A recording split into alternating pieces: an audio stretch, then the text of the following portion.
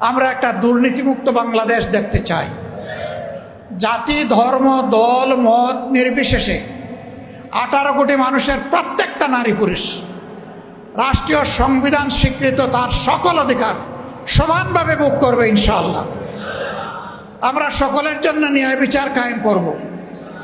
বিচারে কারো প্রতি কোনো সামান্য তারতম্য করা হবে না। আমাদের শ্রমিক ভাই বোনদেরকে নিজেদের ন্যায্য দাবি আদায়ে রাস্তায় নেমে আর জীবন দিতে হবে না। তারা ঘরে বসে তাদের অধিকার পাবেন। শ্রমিকরা যদি তাদের শ্রমের ন্যায্য মূল্যায়ন পায় তাহলে মালিকরাই উপকৃত হবেন। তখন তারা সন্তুষ্টির সাথে পূর্ণ যোগ্যতা উজাড় করে তারা তখন কলকারখানার গতি বাড়িয়ে দেবে। এতে মালিকরাই উপকৃত হবে।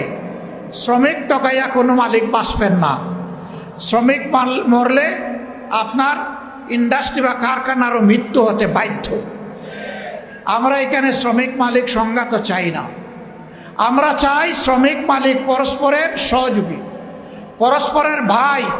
আমরা এই সমর্মিতা সহযোগিতার ভাবটাই আমরা এখানে স্থির করতে চাই।